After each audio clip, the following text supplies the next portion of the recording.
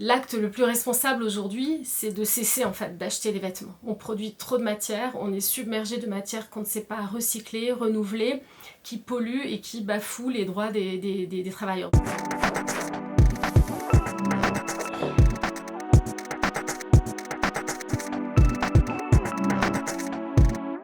Alors j'ai toujours été assez intéressée par la mode, très sensible aux couleurs, aux formes, aux styles, même si je fréquentais quasiment pas la fast fashion déjà.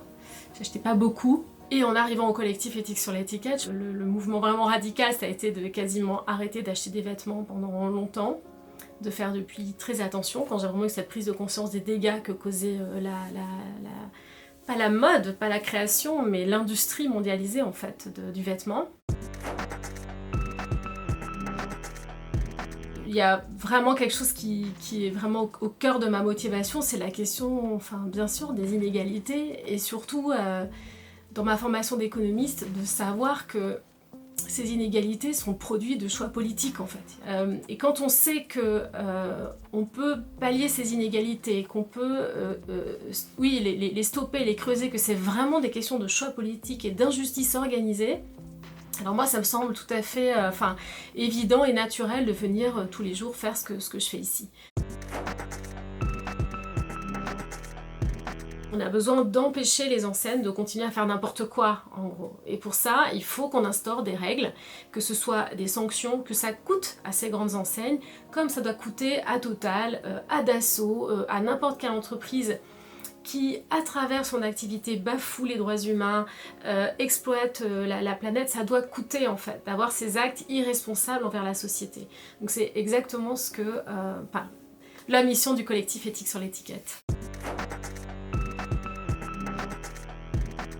Si on parle vraiment du consommateur, de l'acte d'achat, l'acte le plus responsable aujourd'hui, c'est de cesser en fait d'acheter des vêtements. On produit trop de matière, on est submergé de matière qu'on ne sait pas recycler, renouveler, qui polluent et qui bafouent les droits des travailleurs. Donc quand on a un gros acheteur de vêtements, idéalement, il faut faire le tri dans ses placards, voir de quoi on a besoin. Ensuite, si on doit acheter, se recentrer sur des matières plus durables, moins comme le lin, le chanvre, alors la laine, les matières naturelles qui ont moins d'impact sur l'environnement et socialement. Et puis revenir à des matériaux et des vêtements de qualité qui vont durer, des belles pièces dans lesquelles on peut mettre un peu d'argent parce qu'elles vont durer et qu'on va les associer différemment.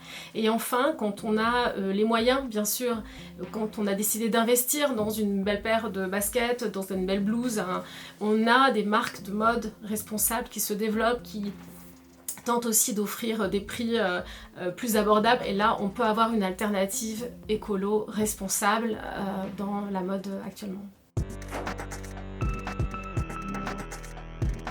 Alors nous on n'appelle pas au boycott, surtout pas de pays en tout cas, parce que on a derrière des travailleurs dans ces pays pour qui ce serait une double peine en fait de voir les commandes fuir et leur travail mis en péril tant qu'il n'y a pas une transformation de l'industrie. Aujourd'hui, on ne sait pas recycler plus de 15 à 20% des textiles, je crois, dans le monde. Alors, ils ne sont pas recyclables parce que soit la matière est trop dégradée, notamment un vêtement qui va s'abîmer au bout de 3 ou 4 lavages. Ça veut dire que la fibre et sa qualité est trop mauvaise pour qu'il soit réemployé, soit parce qu'on mélange de plus en plus des fibres, on n'a pas aujourd'hui les procédés techniques pour savoir comment recycler un vêtement qui a du polyester, du coton, de la viscose, de l'élastane, etc. Donc c'est vraiment des questions de modèle. Bien sûr, aller consommer, acheter en seconde main, ça veut dire qu'on ne produit pas de matière, et donc c'est un deuxième acte tout à fait responsable. La limite au marché de la seconde main, c'est s'il nous sert juste à nous dédouaner, en effet à nous donner bonne conscience, en continuant à consommer autant de vêtements que nous l'a imposé le modèle de la fast fashion. Parce que derrière, ça veut dire une rotation des vêtements dans le neuf et dans la seconde main, parce qu'en fait, il faut toujours donner une offre renouvelée aux consommatrices et aux consommateurs. Ce type de plateforme doit aussi être responsabilisé sur l'objectif de sur l'objet de leur mission, leur activité. Et au début, Vinted ne s'est pas du tout créé à des fins sociales ou environnementales, mais plutôt pour permettre, et pourquoi pas, d'avoir accès à des vêtements de qualité, design, tendance à un prix moins élevé puisque c'est de la seconde main. Mais encore une fois, tout ce type de plateforme est utile si il est repensé dans une façon globale d'acheter des vêtements et qu'il faut aujourd'hui réduire. La législation en Europe, c'est qu'on a l'obligation d'indiquer la composition du vêtement et les conditions d'entretien. On n'a pas d'obligation d'indiquer par exemple le pays de fabrication, et quand bien même on met le pays, il n'y a qu'un pays qui est en fait la dernière étape ou l'étape la plus importante de fabrication, alors que le vêtement a travaillé de nombreux pays. On mène un travail aujourd'hui pour que les entreprises soient obligées d'être plus transparentes, et par transparente ça ne veut pas dire plus communiquer, mais donner les informations importantes sur l'origine, les conditions sociales, les salaires, les impacts sociaux et environnementaux de leur production tout au long de leur chaîne de valeur.